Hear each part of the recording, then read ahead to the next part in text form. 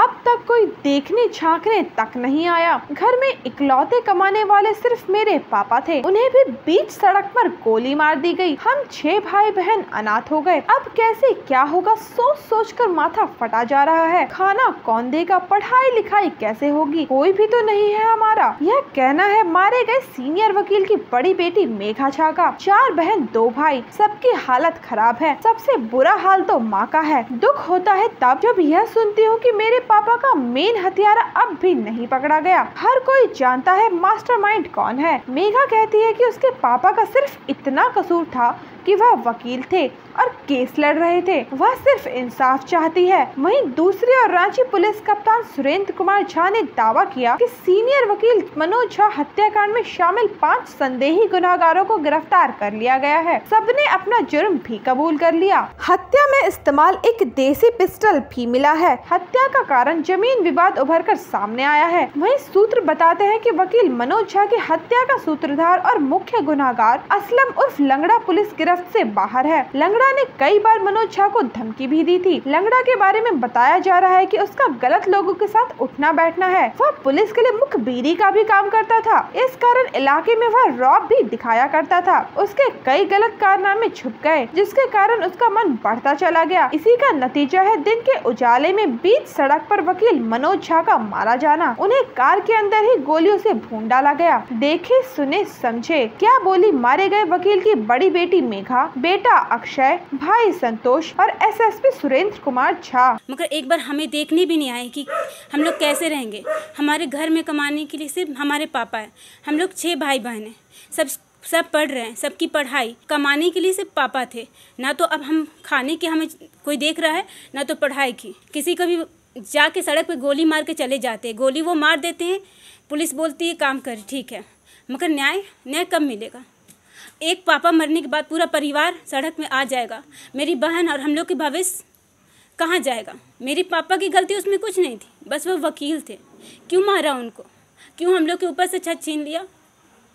इंसाफ मांग रहे हैं। एक बार दूसरी तरफ ये भी है कि खाना कहाँ से खाएंगे, पढ़ेंगे कहाँ से, कौन हमारा पूरा करेगा। मेरी बहन लोग का भविष्य रुक जाएगा, या हम लोग सड़क पे आ जाए, या हम लोग खुद बन जाए कुछ गलत करने के लिए। बता सकते हैं गलत कर दे हम लोग, बताइए। पापा जेवियर प्रशासन के लिए तमाड़ में एक ज़मीन का काम था, उसके लिए काम कर रहे थे।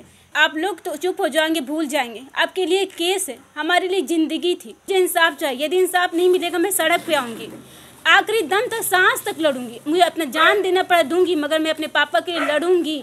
मुझे भविष्य खराब करना पड़ा ना, अपना भविष्य भी खराब करूँ, क्योंकि मेरा भविष्य तो उसी दिन खराब हो गया जिस दिन मेरे पापा को मारा गया। जब उनको पता था ऐसा है तो क्यों अकेले छोड़ा गया मेरे पापा को। कहाँ थे उस दिन पुलिस, कहाँ था प्रशासन, कैसे उन्हें अकेले मार दिया गया और किसी को कुछ नहीं हुआ। क्यों मेरे पापा को मारा गया। उन्हें नहीं पता था इतने बच्चे हैं, वो जानबूझ के तो ऐसा नहीं करेंगे। मुझे न्याय चाहिए बस। यदि मुझे न्याय नहीं मिला ना तो मैं जान दे सकती हूँ अपना इसके लिए। वो घर पे तो कुछ अपना केस संबंधित कभी किसी से बात नहीं करते थे, क्योंकि वो लॉयर थे। जो कभी कभार फ़ोन में बात करते तो हम लोग वो कुछ सुन लिया करते थे, कि पढ़ते थे, आसपास में बोलते थे, तो फ़ोन से जो सुनाई देता था हम लोग सुनते थे। उससे एक बार पता चला था कि उनको धमकी उनकी मिला गया, तो इस पर वो सहना दर्ज कराएंगे तमाड़ थाना में। उनका जो फाइल था वो मिसिंग है, जो अपने साथ वो हमेशा रखते थे केस संबंधित, वो मिसिंग है। हम देखे कि असलम जी उनको रिगिट कर रहे हैं कि आप चलिए, लेकिन भैया बोल रहे थे कि हम नहीं जाएंगे, आज वाइफ का तबीयत ख़राब है, चूड़ी और सामान सावन का पहला दिन है, आज हम सब खरीदना है, बेटी की तबीयत ख़राब है, थोड़ा दिखाना है। लेकिन फिर भी बहुत इतना रिगिट किए कि वो समझ नहीं पाए कुछ, और वो चले गए। फिर शाम में लौट के तो आए नहीं। हम लोग शाम में न्यूज़ मालूम चला कि उनका मर्डर हो गया। बस अब असलम के बारे बताएंगे कि क्या ले गए, वो नहीं ले गए। 5 बजे फ़ोन आया, भाभी रो रही थी, तो हम पूछे क्या हुआ, तो बोले कि गोली लग गया था। हम असलम से पूछे, असलम फ़ोन उठाया, बोल रहा कि हम कार में फंस गए हैं, हम तो कारें में फंसे हुए हैं, और मेरे ख्याल से कारें में मारा गया भैया को।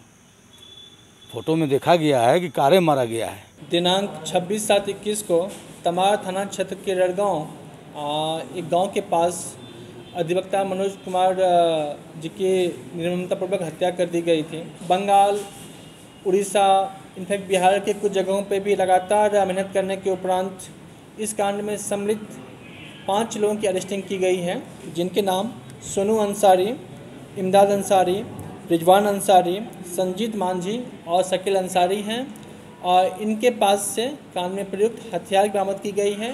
साथ ही जिस बाइक का इस्तेमाल किया गया था उसका इस्तेमाल किया गया है। साथ ही जिस वाहन से अपराधकर्मी यहाँ से पुरुलिया, आसनसोल या किसी और जगह पे गए थे उस वाहन की भी बरामदगी की गई है। अभी भी कुछ अपराधियों की अभी जब शिनाख्त हो चुकी है, आइडेंटिफिकेशन हो चुका है, उसकी छापामारी के लिए विशेष प्रयास जारी है। बहुत जल्दी ही जो 2-4 लोग बचे हुए हैं उसकी अरेस्टिंग भी हो जाएगी। तो आपसी पुरानी रंजिश जो ज़मीन को लेके था उसी को लेके वहाँ पे उनकी मृत्यु कारित की गई थी। प्लान था कि जब हम लोग काम हो जाएगा, हमारे पास कोई और आगे अड़चन नहीं रहेंगे, उसके बाद इस ज़मीन को बेच के हम लोग पैसे का बंटवारा करेंगे जो कि बांटा जाएगा सबके बीच में। भोराम लाइव के लिए कैमरामैन संजय कपरदार के साथ पवन ठाकुर और रूपम की रिपोर्ट।